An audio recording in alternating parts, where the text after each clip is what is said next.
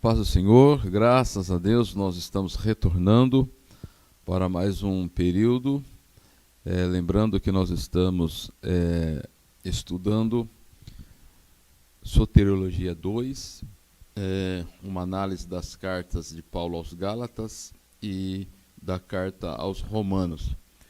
E desta feita nós estaremos estudando a lição de número 7, que ela tem por título Deus provê um Salvador.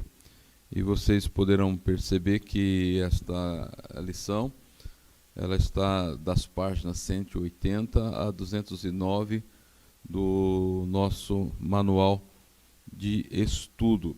E esta lição ela se desenvolve em 5 tópicos ou partes importantes, que a primeira é uma recapitulação e o panorama geral da lição.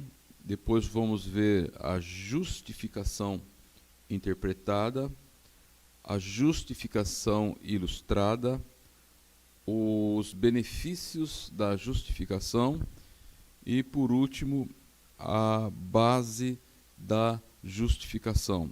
Então, basicamente, o assunto que nós estaremos tratando, eles estão implícitos a partir do capítulo 3, versículo 21, indo até o capítulo 5, versículo 21, que estão os assuntos que nós estaremos abordando nesta oportunidade. Então, diante do estado pecaminoso e da culpa diante de Deus, tanto dos judeus como dos gentios, o que quer dizer que toda a humanidade ela estava e está irremediavelmente perdida, uma vez que, à vista da lei, dado a natureza do pecado, que condena o pecador sem poder cancelar os seus pecados e, por conseguinte, exige a liberdade sem poder conceder a mesma, no caso da lei, exigindo a espiritualidade, porém a lei ela não pode comunicar esta mesma espiritualidade. É necessário, então, uma intervenção. No texto em estudo, verifica-se como Paulo ele apresenta o Evangelho de Jesus Cristo, dizendo que é o poder de Deus para a salvação de todo aquele que crê. E ele ressalta dizendo tanto judeu como dos gentios, ou grego, dependendo da tradução que você vai ter aí, tá? Então vamos analisar algumas questões aqui que nós achamos interessantes, partindo aqui da análise que nós vamos ter da recapitulação desta lição que nós já fizemos, e também vamos fazer aqui uma análise considerando o aspecto da justificação, que ela é interpretada aqui pelo apóstolo Paulo, e ele vai tomar alguns pressupostos que eu gostaria que os irmãos fizessem esta análise conosco, que a humanidade ela está irremediavelmente perdida, assim como eu disse, todos pecaram e destituídos estão da glória de Deus, tanto judeus como gentios, condenados indesculpáveis, os judeus, e condenados indesculpáveis os gentios, tá?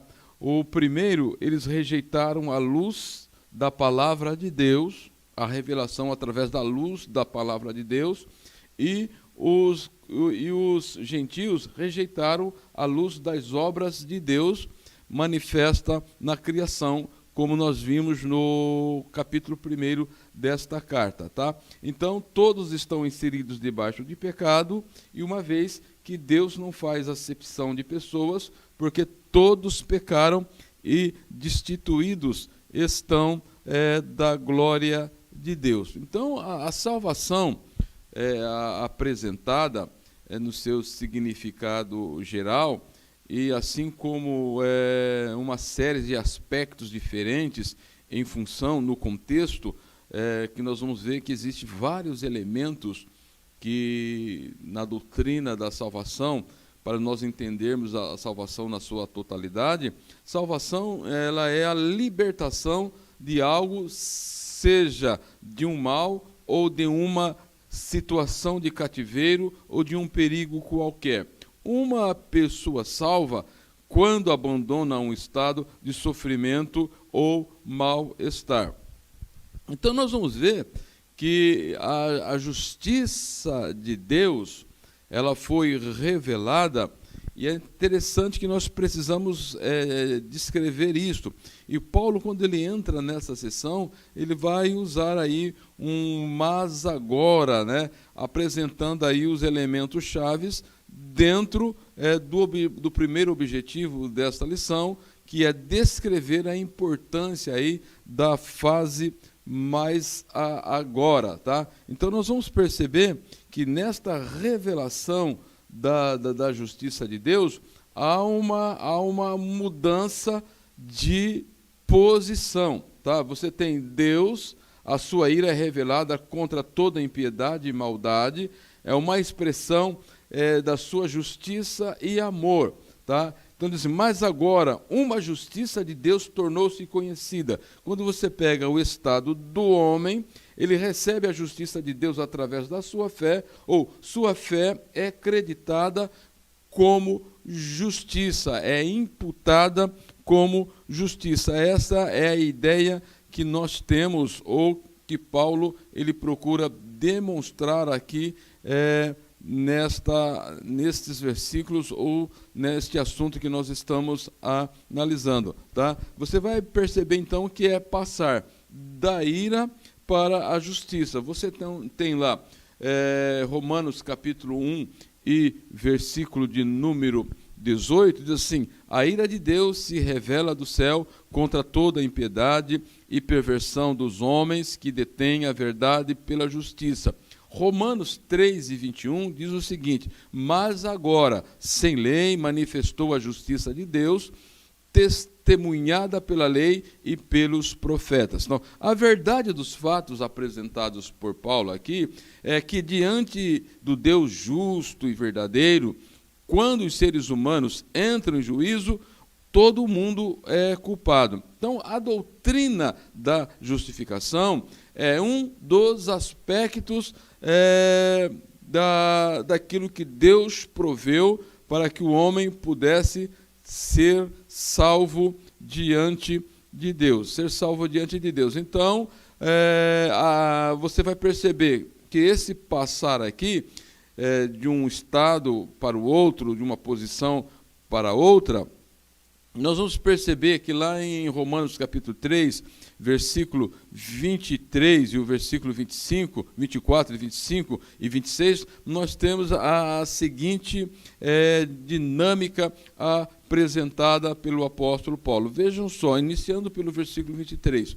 Pois todos pecaram e carecem da glória de Deus, sendo justificados gratuitamente por sua graça, mediante a redenção que há em Cristo Jesus, a quem Deus propôs no seu sangue como propiciação, mediante a fé, para manifestar a sua justiça por ter Deus, na sua tolerância, deixado impunes os pecados anteriormente cometidos, tendo em vista a manifestação da sua justiça no tempo presente, para ele mesmo ser justo e o justificador daquele que tem fé em Jesus Cristo. Então vocês vão perceber aqui que o apóstolo Paulo ele vai usar aqui uma expressão que na revista e atualizada é Deus na sua tolerância, e na revista e corrigida é sobre a paciência de Deus, ou seja, é uma clara evidência de que Deus considera toda a humanidade ou criatura criminosa, culpada diante dele, e na sua paciência ele tolera o pecado que gerou a infelicidade e mais nascimento de infelicidade. Então nós precisamos analisar aqui algumas características ou alguns atributos de Deus para nós entendermos bem essa questão aqui. Então você vai ter por um lado a retidão de Deus, tá? E Deus na sua retidão pressupõe algumas coisas. É a imposição de leis e exigências. É a santidade legislativa de Deus. Temos aqui o empenho de Deus pela santidade, que sempre o impele a fazer e exigir o que é reto, o que é justo. Então, diante da pecaminosidade do homem ou de toda a humanidade, era exigido o quê? O juízo de Deus. É por isso que do céu manifesta a ira de Deus sobre os homens. Por outro lado, nós temos também a justiça de Deus. E quando nós pensamos em justiça de Deus, temos em mente que é a execução das penalidades impostas por suas leis, por sua santidade judicial. Aqui temos, então, um destaque, a ira de Deus contra o pecado, que é traduzida por uma indignação ou uma ojeriza tal que sempre o impele a ser justo e exigir o que é justo, razão pela qual a humanidade ela está perdida. Mas Deus, na sua tolerância, na sua paciência, ele suspende para que, num tempo futuro, viesse então cobrar em uma pessoa justa o pecado de toda a humanidade, e assim aqueles que aceitam Jesus como Senhor e Salvador pudessem ser declarados justos diante de Deus, Então vejam só, nós temos algumas referências que vai destacar esta questão da fidelidade de Deus diante dos seus caminhos de juízos. Lá em Deuteronômio, capítulo 32, versículo 4, nós temos o seguinte: Eis a rocha, suas obras são perfeitas, porque todos os seus caminhos são juízos. Deus é fidelidade e não há nele injustiça, é justo e reto. Sofonias 3:5 nos diz o seguinte: o Senhor é justo no meio dela, ele não comete iniquidade, manhã após manhã traz ele o seu juízo à luz, não falha, mas o iníquo não conhece a vergonha. E lá no Salmo de número 4, Salmo número 11, iniciando pelo versículo 4 até o 7, nós temos as seguintes declarações do salmista. Vejam só: o Senhor está no seu santo templo, nos céus tem o Senhor o seu trono, os seus olhos estão atentos, as suas pálpebras sondam os filhos dos homens. O Senhor põe à prova ao justo e ao ímpio, mas ao que ama a violência, a sua alma o abomina. Fará chover sobre os perversos brasas de fogo e enxofre, e o vento abrasador será parte do seu cálice, porque o Senhor é justo, ele ama a justiça, os retos lhe contemplarão a face. Então você percebe aqui que essa tolerância de Deus, ou esta paciência de Deus, ao suspender temporariamente a execução dos juízos ou a manifestação da sua ira e legando a humanidade a uma eternidade no lago de fogo separado de Deus, ele suspende para que ele pudesse dar um meio do ser humano tornar-se, ser declarado justo diante dele. Então, Paulo ele destaca o momento histórico da redenção quando ele diz sobre a manifestação da justiça no tempo presente, que é uma referência clara à redenção que há em Cristo Jesus, e em termos, os propósitos da encarnação que nós vemos, a morte, ressurreição e a ascensão. Então, quando ele diz que a redenção ela se manifestou, que a justiça se manifestou nesse tempo presente, mediante a redenção que há em Cristo, temos que ter ideia da economia de Deus, ou dos atos de Deus, das providências de Deus, para que isto pudesse ocorrer. Então você tem a encarnação, a morte de Jesus, a ressurreição e a sua ascensão. Então vejam só, então quando você analisa aqui o mais agora, em tempos ou em termos de destaque, ele vai estar apontando para uma transição lógica do argumento teológico do apóstolo Paulo, apontando também para o momento histórico dentro aí do calendário redentor de Deus, tá? Então você percebe aqui, ó, quando nós analisamos esses aspectos aqui, você tem aqui a autoridade sacerdotal de Jesus dentro dos aspectos da propiciação. Tá? Então, Romanos, ele vai dizer aqui, capítulo 3, versículo 25, dizendo assim, que Cristo Jesus, a quem Deus propôs no seu sangue, como propiciação, tá? É nessa questão que se obtém misericórdia para os pecadores e os livra da ira. Então você percebe aqui, dentro desse aspecto,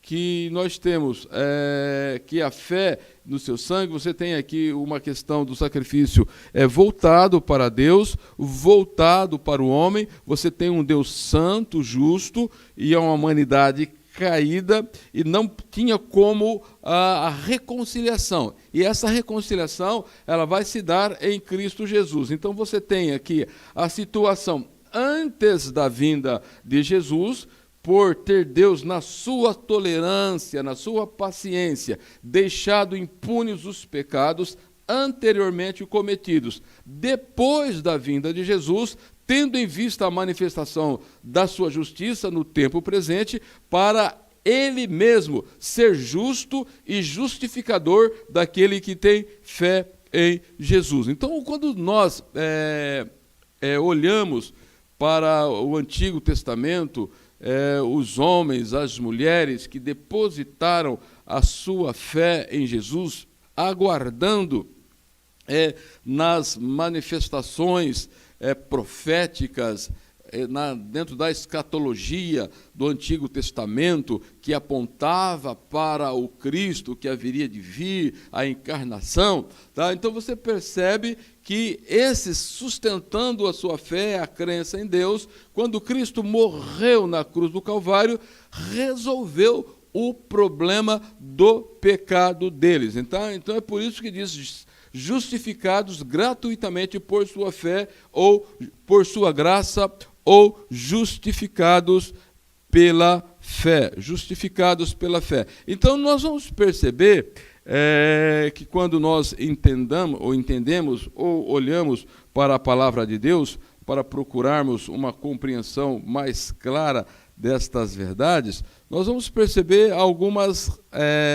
algumas colocações que a Bíblia faz dentro de algumas definições que vai nos trazer acerca da redenção que há em Cristo Jesus. E para isso nós precisamos então analisar o segundo objetivo que a lição ela propõe, que é o seguinte: examinar os elementos principais do triângulo da salvação que se coloca em Romanos capítulo 3, dos versículos 24 a 23, e procurarmos darmos uma explicação sobre isso. Então, nesses versículos, Paulo ele aponta para a importância da intervenção de Deus, tá? Na vida dos homens através da pessoa de Jesus.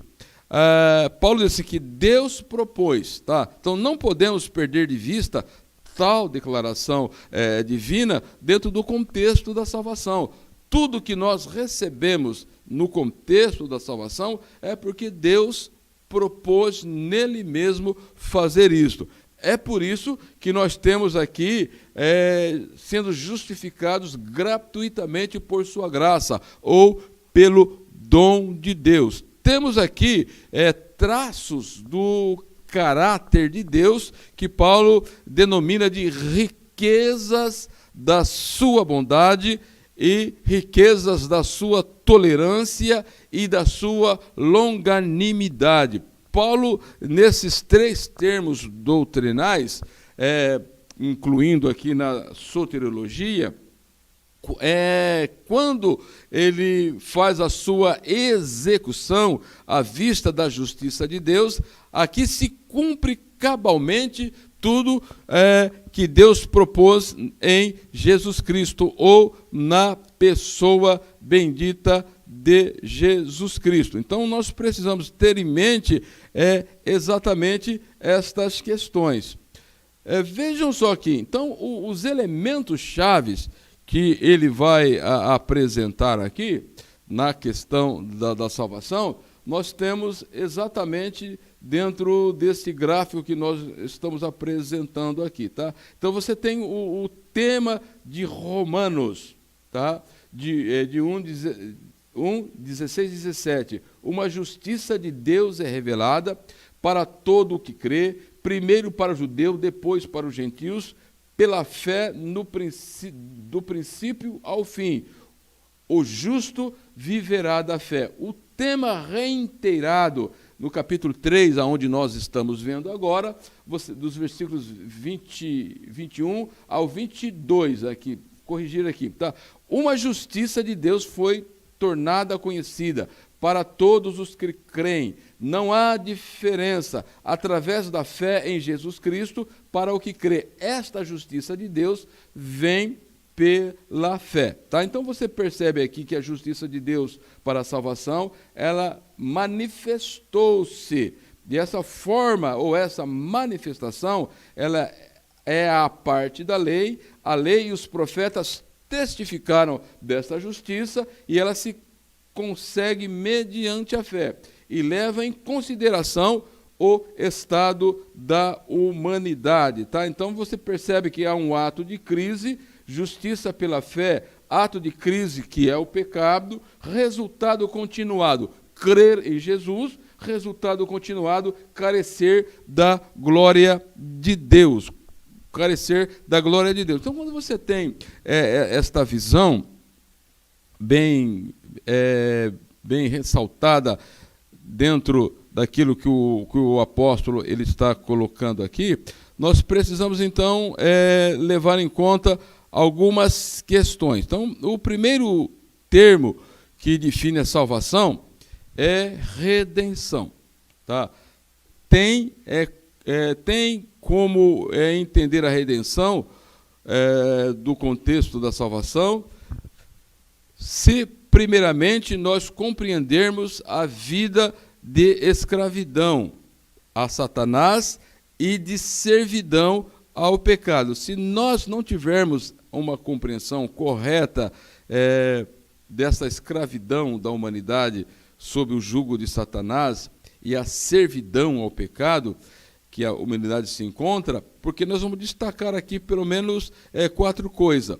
É a condição de pecadores, a necessidade de um Redentor, o preço que envolve esta negociação e no que implica, tá, a libertação baseada nesta redenção. No que implica?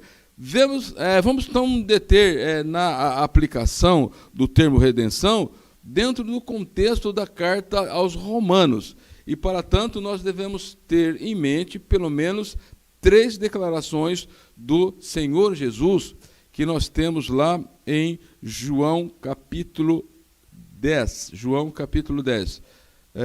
Então nós precisamos ter a noção exata desta questão. Então vamos tentar entender como o apóstolo Paulo ele coloca isso. Então João 10, 28, ele vai dizer o seguinte: eu lhes dou a vida eterna, jamais perecerão, e ninguém as arrebatará de minha mão. Tá? Então aqui nós temos uma das declarações mais contundentes do que é redenção, ou seja, é ter a vida eterna e estar seguro nas mãos de Jesus, é que vai demonstrar então a nova posição da pessoa redimida. Isto deixa claro que tal pessoa ela foi alcançada pelos benefícios da redenção que há em Cristo Jesus, da redenção que há em Cristo Jesus. Então nós precisamos ter o cuidado nas nossas análises para ter a ideia correta destas questões. Primeiro, porque ele vai demonstrar o novo destino, tá, daquele que foi redimido. Destaca também aqui o caráter completo e permanente da redenção, porque não existe várias redenção no contexto da salvação, é um ato que ocorre. O que Cristo realizou é completamente suficiente para a satisfação da justiça de Deus. Então, concluindo aqui essa ideia de redenção, ela traz em si a ideia de resgate, deriva-se de uma transação efetuada, quando você tem aí uma explicação do seu significado, uma transação efetuada entre homens com a libertação de um cativo mediante pagamento de resgate ou a soltura de um devedor encarcerado ao liquidar a sua dívida. Então, pressupõe que o livramento por meio de um substituto ou um cativo ou um devedor incapacitado de efetuar o seu próprio livramento. Ou seja, então, o que ocorreu aqui? Jesus ele precisou se tornar o quê? O nosso substituto para que nós pudéssemos ser restaurados definitivamente diante de Deus. Exatamente nesse gráfico aqui é que nós temos aí os três grandes temas da redenção, da salvação, tá? Que é a redenção, a propiciação e a justificação. Então, a restauração, a redenção aqui, é resultado do pagamento do resgate. Quando você lê Gálatas 4:4, vindo, porém, a plenitude do tempo, Deus enviou seu Filho, nascido de mulher, nascido sob a lei, para resgatar os que estavam sob a lei, a fim de que recebessem a adoção de filhos. Ou veio o quê? Para remir, quando você pega a revista e corrigida. Então temos aqui o representado a redenção, numa linguagem de compra, tá? Libertar, resgatar é recuperar o que estava perdido, e implicou que no pagamento, em um pagamento. A reivindicação do pagamento aqui não é de Satanás, é do próprio Deus, considerando a sua natureza santa e sendo santo legislador, porque a lei foi estabelecida pelo próprio Deus. Então, quando nós analisamos aqui, a palavra redenção é compreendida quando é vista na perspectiva de três palavras que podem serem traduzidas lá no grego. Então vejam só, agoroso significa adquirir no mercado. Quando você pega Romanos 7:14, diz assim: porque sabemos que a lei é espiritual, eu todavia sou carnal, vendido à escravidão do pecado, como sentenciado à morte. Quando você pega lá Ezequiel 18:4, João 3, 18 e 19, você tem esta ideia. E o preço da compra foi o sangue de Cristo, o sangue redentor. Pagamento ocorreu mediante a morte substitutiva de Jesus, tá? Como nós temos lá em Mateus capítulo 20, versículo 28. E o Filho do Homem não veio para ser servido, mas para servir e dar a sua vida em resgate de muitos. Então você tem aqui nessa palavra agoroso a ideia de adquirir no mercado. Você tem uma outra palavrinha, exagorazo, tá? Significa o quê? Comprar retirando do mercado. É aquilo que Paulo ele vai dizer lá em Gálatas capítulo 3, versículo 13. Cristo nos resgatou da maldição da lei, fazendo-se ele próprio maldição em nosso lugar. Porque está escrito, maldito é todo aquele que for pendurado no madeiro. Então, a substituição aqui, ela é clara neste caso. Quando você pega Hebreus capítulo 2, versículo 9, diz assim: todavia, vemos todavia aquele que, por um pouco de tempo, foi feito menor do que os anjos, Jesus, por causa do sofrimento da morte, foi coroado de glória e de honra, para que pela graça de Deus provasse a morte por todo homem. Então você tem aqui a ideia da substituição na redenção, tem um desdobramento aqui desta doutrina que é a substituição. Ainda nós vamos ter uma outra palavrinha que é lutruo, que significa libertar ou soltar mediante pagamento. É o que nós temos lá em Romanos capítulo 3, versículo 24, sendo justificados gratuitamente por sua graça, mediante a redenção que há em Cristo Jesus, tá? Efésios 1 e 7, você vai ter essa ideia afirmada, bem como em 1 Pedro capítulo 3, 1 e 18. Então, nós concluímos o seguinte, que a realização desse resgate foi feito por um sacrifício e no poder que Jesus tinha para assim realizar. Tá? Então você percebe lá em Êxodo capítulo 14, versículo 30, diz assim: assim o Senhor livrou Israel naquele dia da mão dos egípcios. Israel saiu dos egípcios e viu os egípcios mortos na praia do mar. É um ato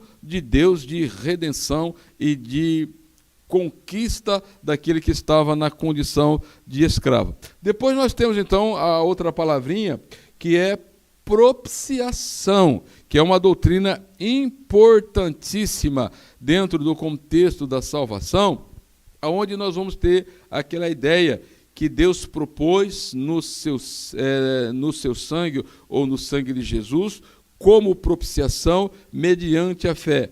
Antes de qualquer argumentação aqui, é preciso saber que estamos diante de uma deliberação divina, ou seja, é Deus que propôs. Se Deus propôs, isso está inserido no seu beneplácito ou na sua soberana vontade, e que não cabe ao ser humano questionar aquilo que Deus propôs lá na eternidade passada. Caminhando. Então a redenção, ela focaliza a morte de Jesus em relação ao pecado, que mediante tal ato ele compra do mercado de escravos o pecador, que estava ali aprisionado e acorrentado, fadado a uma vida eterna nesta situação. É a obra, a redenção ou a propiciação, é a obra que satisfaz aqui todas as exigências, tanto da justiça, como da santidade e da retidão divina, para que Deus ficasse livre para atuar em favor ou em benefício do pecador. Então, a propiciação é que permitiu que tanto a justiça, a santidade, a retidão de Deus fosse satisfeita e Deus pudesse, então, na propiciação, ele realizar aquilo que ele estava num ato de graça. Então, uma das coisas que nós precisamos ter em mente aqui é que a propiciação, ela não muda a Deus na sua santidade, na sua justiça e na sua retidão. Entretanto, permite a liberdade de ação para favorecer o pecador. Tá, então, quando nós estudamos a propiciação, lá no livro de Levíticos, tá? Então nós vamos perceber esses princípios que são muito claros ali e que vão aclarar aquilo que Jesus ele realizou na cruz do Calvário. Então a propiciação, ela tem em si, como eu já disse no início, outros desdobramentos salvíficos, como a substituição, que Cristo ele tomou o nosso lugar de condenado, e a expiação. Tá? Então, no Novo Testamento, o propiciatório aqui é o próprio Cristo. Quando nós recorremos para o tabernáculo do Santo dos Santos, onde a arca estava lá, os irmãos vão saber, conhecem ou têm conhecimento disto, que o propiciatório era a tampa da arca, que ela tinha ali 2 querubins, que uns estavam voltados como que olhando para dentro da arca, tá? E o sangue era derramado ou aspergido no propiciatório para cobrir os pecados, porque pressupunha, vocês se lembram que dentro da arca tinha 3 elementos, que era as 2 tábuas da lei, tinha um vaso com maná e a vara de Arão que havia florescido, e que demonstra 3 rejeições ou 3 graves pecados de Israel estavam inseridos ali, e que necessariamente eles precisavam ser propiciados, tá? Porque na tábua da lei demonstrava como eles quebravam as regras, os regulamentos de Deus.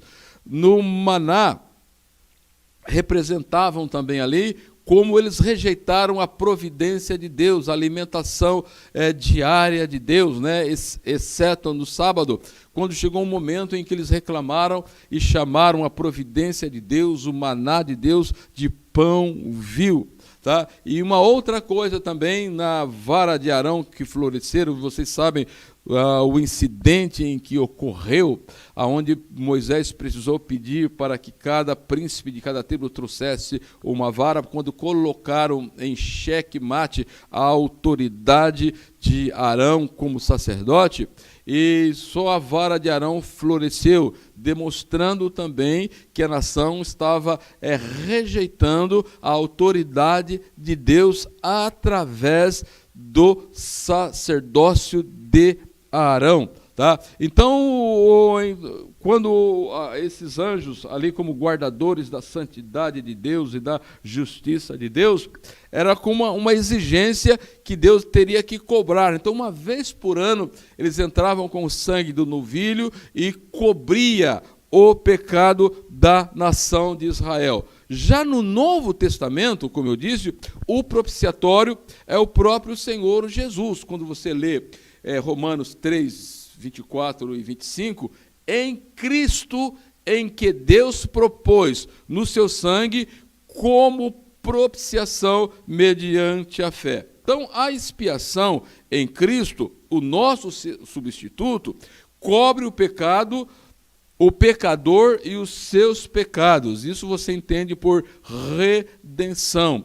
A propiciação em Cristo, o nosso sumo sacerdote, nos aproxima de Deus. Isto chama-se reconciliação. A expiação como redenção e propiciação, tá? Que reconcilia, resulta o quê? Na justificação. Tá? Então, quando Cristo completou todos esses elementos, ou esse trabalho sacerdotal na cruz do Calvário, que ele sofre o pecado de todo mundo, tá? Então, em Cristo, Deus pode declarar o homem justo, porque Cristo sofreu o juízo, a algeriza de Deus, a ira que se manifesta dos céus, se manifestou na pessoa de Cristo e ele sofreu, ele pagou. Então, a partir deste momento, aqueles que depositam a sua fé em Jesus Cristo, ele tem condições de ser justificados diante de Deus. Então, os atos ou os aspectos que envolvem a expiação tem a ver com a pecabilidade ou com o pecado da humanidade, ou seja, é fazer a separação pela lei violada e reatar, ele desfaz aquele imbróglio do pecado, né, que pela violação que a humanidade fez, e agora reata o quê? A comunhão quebrada entre Deus e a humanidade. É por isso que lá em Isaías 53, nós temos alguns destaques que são muito interessantes aqui, que nós precisamos nos debruçar nele, para nós compreendermos um pouco esta grandeza de Deus, Então Isaías, ele vai dizer que Cristo tomou sobre si as nossas enfermidades, ele foi ferido de Deus e oprimido. No versículo 7 diz que ele foi oprimido e humilhado, mas não abriu a sua boca. Lá no versículo 10, assim, todavia o Senhor agradou em moê-lo e fazê-lo enfermar, quando dera a sua alma como oferta pelo pecado. E o versículo 11 diz assim, e ele verá o fruto do penoso trabalho da sua alma e ficará satisfeito. Então você tem exatamente esse pensamento da propiciação aqui, exemplificada aí no capítulo 53 de Isaías. Então, a doutrina da propiciação, ela ocupa um lugar muito essencial na doutrina bíblica, como na teologia. Ela tem um vínculo estreito com a doutrina da justificação, assim como nós vimos até esse momento. Tá? Por outro lado, nós vamos ter um outro termo que vai definir aqui a salvação, é a justificação. A justificação, que é o terceiro termo dentro desta proposta do apóstolo Paulo dentro da carta aos Romanos. Tá?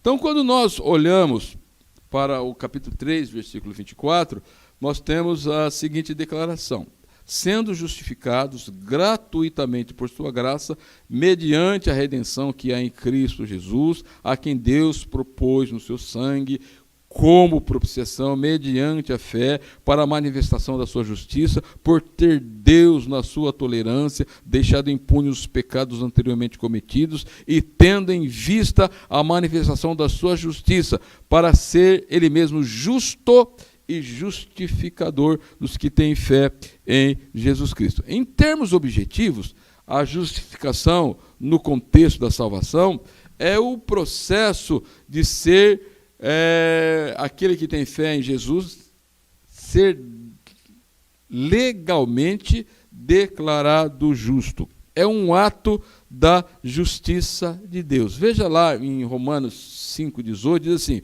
pois assim como por uma só ofensa veio o juízo sobre todos os homens para a condenação, assim também por um ato de justiça veio a graça sobre todos os homens para a justificação que dá a vida. Então, a justificação, ela é o desdobramento legal. Veja só, encarada pelo homem, é fruto da graça de Deus, revelada em Cristo e aceita pelo pecador. Então, a justiça e o direito, se nós olharmos lá para o Salmo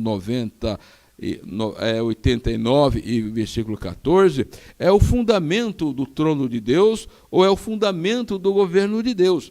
Vejam só o que o Salmo diz: justiça e direito são o fundamento do teu trono, graça e verdade te precedem. Então você percebe que não há dificuldade para Deus, dentro do seu plano da salvação, em declarar o pecador justificado. Porque essa declaração, que parte de Deus, é que a lei é plenamente satisfeita em relação ao réu perante o seu egrégio tribunal. Tá? Então, a lei é, quanto ao seu amor, absolutamente imutável, o seu autor, absolutamente imutável e intocável. E a transição do Calvário diante da justiça divina é um ato legal. A justificação de nossas almas escapa ao favor divino e passa a ser um ato jurídico da soberania divina. Ou seja, então a justificação, ela é um ato divino. Tá? Deus ele precisou descarregar a sua ira, cumprir o juízo sobre os pecadores. E o pecado estava na pessoa de Jesus. Então, o sentido bíblico de justificação, como já dissemos, tem um aspecto judicial e diz respeito às relações do homem para com as coisas sagradas. Tá? Você tem as leis são sagradas, o código de Deus, tá? Ele é divino, perante as quais o infrator, eles são condenados, os crentes são justificados, ou melhor dizendo, são declarados justos. É um ato perfeito, completo, dentro dessa declaração divina, que é imutável e irrevogável. O amor é incomensurável de Deus, tem a multidão das riquezas das misericórdias de Deus, custou o sacrifício de Jesus, a sua morte vicária, e a comunicação da graça de Deus mediante o Evangelho. Então, é por isso que Paulo diz que o Evangelho é poder de Deus para a salvação de todo aquele que crê. A justificação, então, é uma prerrogativa divina. A condenação do pecador resulta da transgressão dos seus mandamentos sagrados. Somente Deus pode condenar ou justificar. E ele só pode justificar aqueles que têm fé em Cristo Jesus.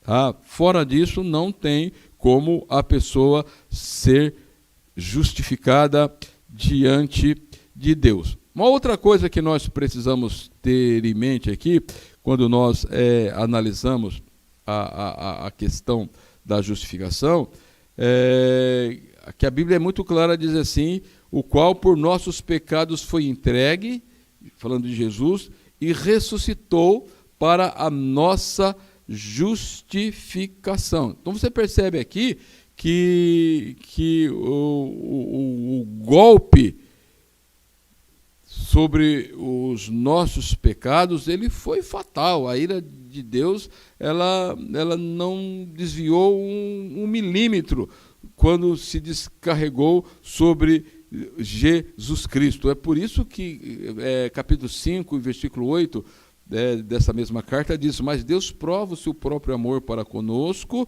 pelo fato de ter Cristo morrido por nós, sendo nós ainda pecadores. Tá? Então, o desfecho da cruz, nós vemos nas palavras de Pedro, 1 Pedro 3,18, pois também Cristo morreu uma única vez pelos pecados, o justo pelos injustos, para conduzir-vos a Deus. Então aqui você tem a ideia da justificação, tá? A ideia da justificação. E uma outra coisa que é muito interessante dentro desse aspecto aqui é a ressurreição de Jesus Cristo. Ela traz em si a garantia judicial da justificação. E esta verdade, ela está fundamentada pelo apóstolo Paulo, tá?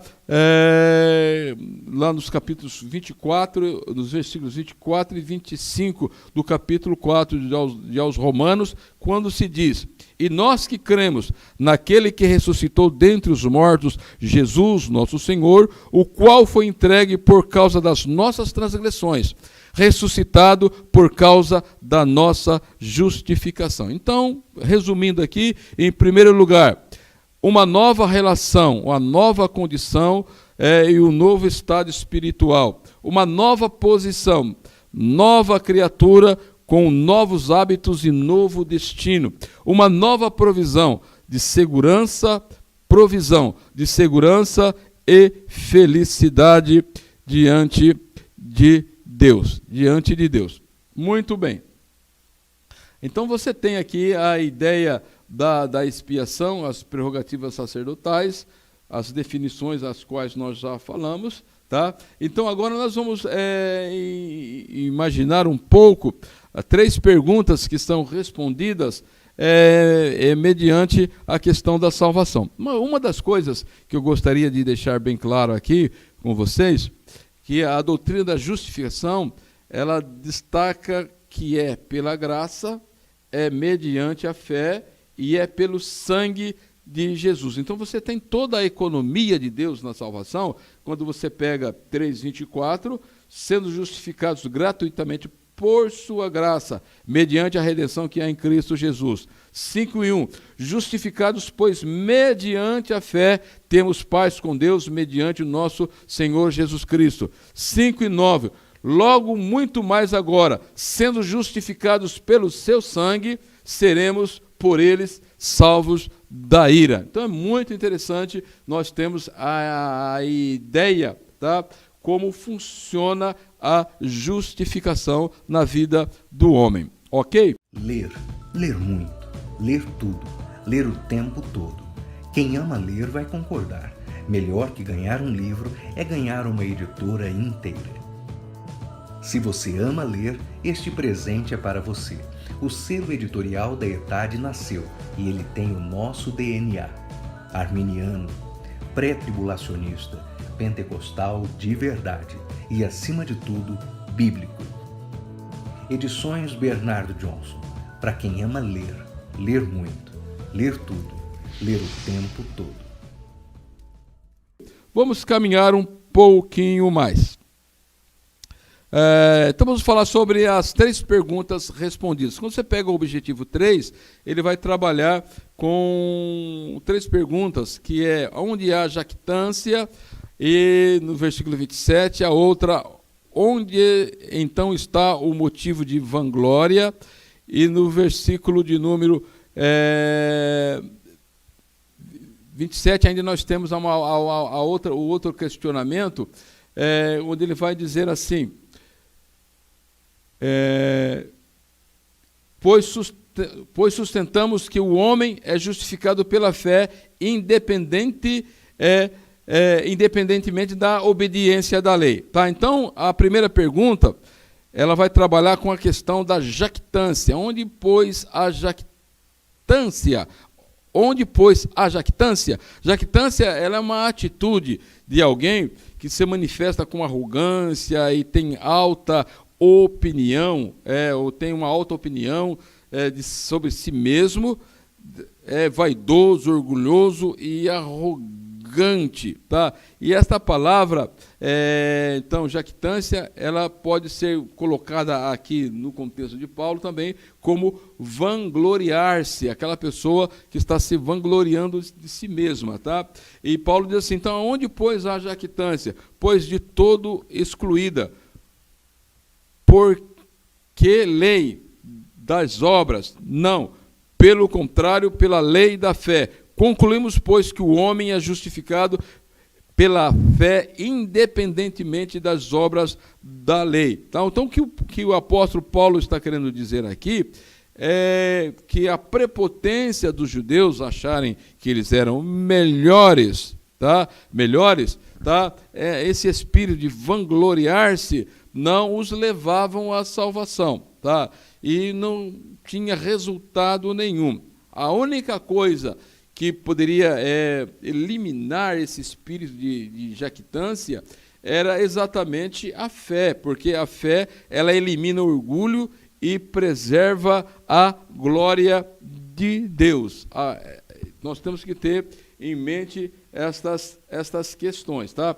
Então, é por isso que nós vamos ter que analisar bem esse contexto aqui, que a lei da fé ou os princípios da fé, para que o homem não venha se vangloriar naquilo que ele imagina que ele pode fazer acerca da sua salvação.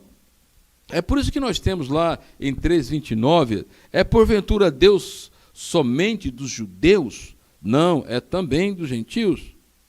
É porventura Deus, tá? Então, quando você pega essa porventura, é Deus, somente Deus dos judeus, ou só Deus dos gentios, ele vai encerrar que Deus, ele é o Senhor de todos, de toda a humanidade que estava caída, tá? Ele faz essa separação entre judeus e gentios, simplesmente para aclarear, para trazer à luz que todos são pecadores e todos estão debaixo do pecado e todos carecem da glória de Deus ou da justiça de Deus revelada em Cristo Jesus. E uma outra questão que ele vai colocar aqui é que a lei, ela não anula a fé, tá? Porque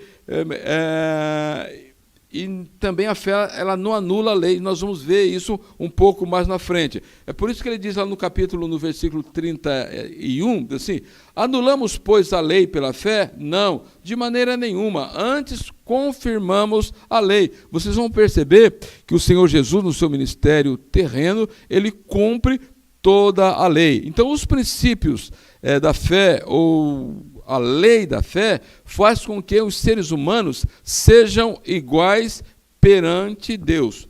Todos podemos chegar pela fé através de uma única porta, que é Cristo Jesus. Tá? E, por outro lado, a lei, ela não anula, a fé, ela não anula a lei, pelo seguinte: ela nos faz compreender o modo como a antiga lei funciona e está estabelecida no seu próprio lugar e tem aí o seu funcionamento. Então, ela não é anulada. Tá? Uma outra coisa que nós precisamos ter em mente, que o apóstolo Paulo ele vai colocar, que é os benefícios da justificação. Ou seja, como é que a justificação ela beneficiou o pecador, é o desdobramento desse ato que é a justificação. Então, o primeiro desdobramento da justificação é que ela nos garante o quê? Paz com Deus.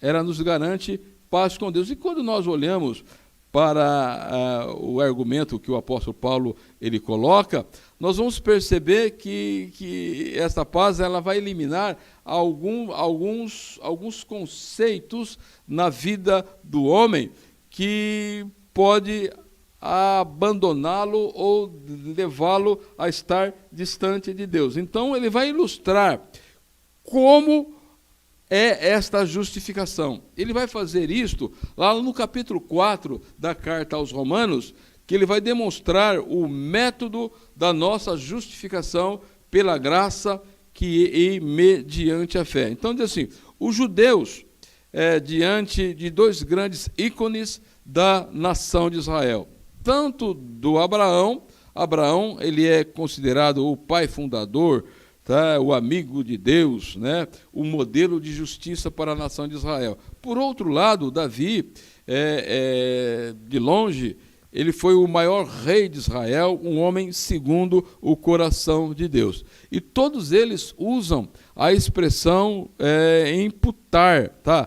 A palavra-chave desse capítulo é imputar, acreditar ou lançar na conta de uma pessoa. Então, no contexto da análise do imputar aqui a salvação ou a justiça, tem o ato de Deus, ou seja, contou esses homens como justos por causa do que creram e não por causa das suas obras. Então, Deus imputou justiça em Abraão pelo fato dele ter crido em Deus e não pelas obras que ele praticou. Tá? Quando você pega o próprio Davi, se você for pegar um histórico, você vai ver que Davi cometeu pecados grotescos diante de Deus, tá? Mas a questão da fé aqui está pelo ato ou da forma com que ele creu em Deus, como ele creu em Deus, tá? Então nós precisamos ter em mente isso, meus irmãos, que a fé, a justificação não vem por obras. Então, quando você pega a justificação de Abraão, nós temos pelo menos algumas coisas aqui a destacar. Primeiramente, a justificação de Abraão não foi pelas obras. Abraão, ele creu em Deus, e isto foi imputado por justiça. A questão é, se as obras justificam o homem, então a salvação é a paga de Deus ou o salário do homem em fazer o bem. Mas se é a justificação pela fé, ou se é a fé que justifica o ímpio, então a salvação é um dom, pois o homem nada fez ou nada faz para merecê-la. Então essa é a ideia que se tem aqui. A questão Davi e o perdão dos pecados. Davi, ele testemunha de forma bem clara, quando você pega aqui os versículos do capítulo 4, de 6 até o 7, ou até o 8, ele vai dizer o seguinte, que bem-aventurado é o homem a quem Deus atribui justiça independente de obras. Afirma que é bem-aventurado é o homem cujos pecados são cobertos e a quem o Senhor jamais imputará pecado. Então, o entendimento de Davi é o que o Senhor atribui justiça, o Senhor não imputará pecado. Deus imputou uma posição totalmente mal a todos os seres humanos, de modo que, sem fazer acepção de pessoas, agora ele possa, mediante em Cristo, na sua tolerância àqueles que crerem, ele imputar a justiça mediante a justificação que há em Cristo Jesus. Então vocês vão perceber que na questão do Abraão, o ato da crença dele e da imputação de Deus de justiça em Abraão foi antes de Abraão ser circuncidado, tá? Ou ter a marca da circuncisão. Então, a justificação, ela antecipa a circuncisão. Ele era crente antes de ser o judeu, ou seja, o pai de todos os que creem mediante a fé. Antes de ser pai dos judeus, ele não foi circuncidado. É isso que a Bíblia está querendo dizer aqui. Então, nós temos aqui a lei da promessa, onde vai se destacar que a promessa veio pela fé. E temos aqui vista duas razões. Os que são da lei não podem receber promessa. A promessa foi feita a Abraão e a sua descendência, que seria herdeira do mundo. A promessa é para todos os que têm fé. Isto é, todos os que creem são descendência de Abraão. Esta é a ideia que nós temos aqui. Então, quando nós partimos para essa dinâmica da fé do Abraão aí, então vocês vão perceber, no capítulo 4 aqui, ele coloca muito bem essa dinâmica da fé que o Abraão ele teve. Tá? Então, vocês percebem aqui, então, esse método divino, ele está exemplificado exatamente aqui. Tá? Então, você tem aqui, nessa linha aqui, ó, Gênesis 15:6.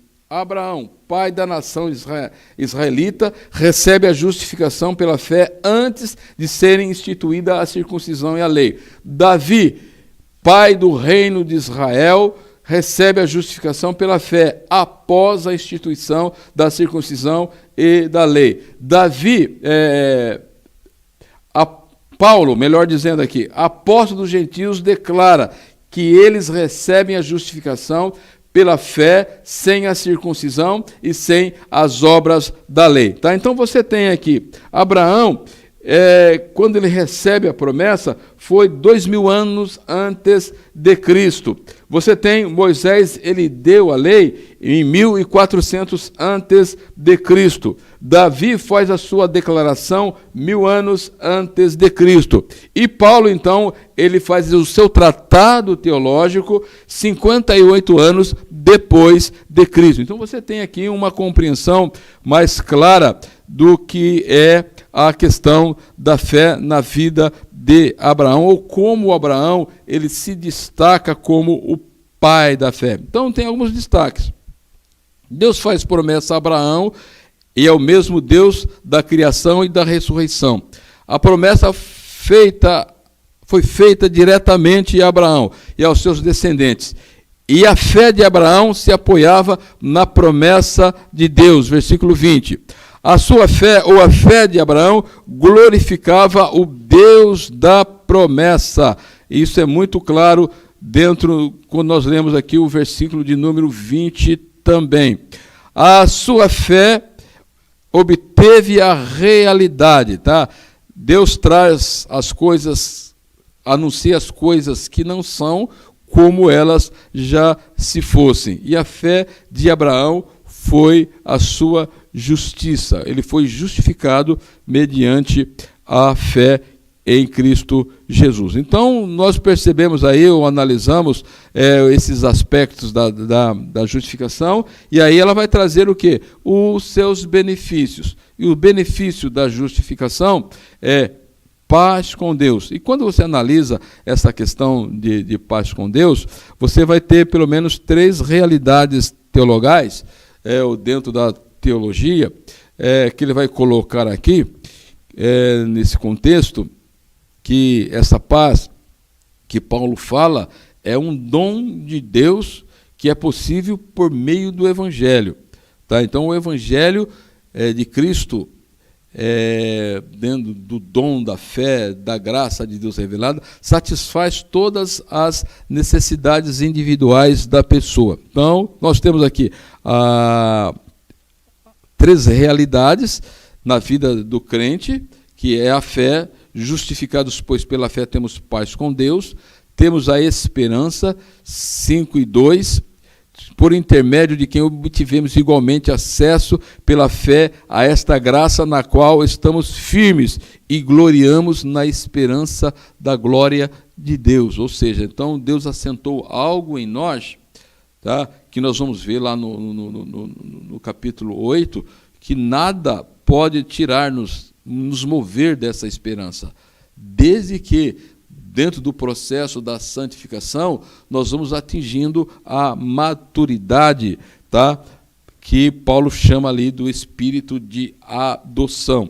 E uma outra coisa também que ele vai nos dizer aqui é o amor de Deus, diz no versículo 3. Ora, a esperança não confunde, porque o amor de Deus é derramado nos nossos corações pelo Espírito Santo que nos foi dado. Então, meus amados irmãos, então nós temos aqui esses benefícios e, por outro lado, as bases da redenção, da justificação, elas estão em Cristo Jesus. Então, diante destas análises que nós fizemos aqui, é possível perceber a grandeza da salvação que Deus revelou a nós, tanto judeus como gentios. Ele não fez acepção nenhuma de pessoas, e o dom da graça, mediante os atos que Cristo realizou, é para todos nós. Então agora nós vamos desdobrar na próxima aula, a partir do capítulo 6, para nós entendermos um pouco estas grandezas de Deus. Qual é o impacto da redenção, da propiciação, da justificação na vida, no dia a dia do cristão. Então, que Deus em Cristo nos abençoe. Até o próximo encontro. Amém.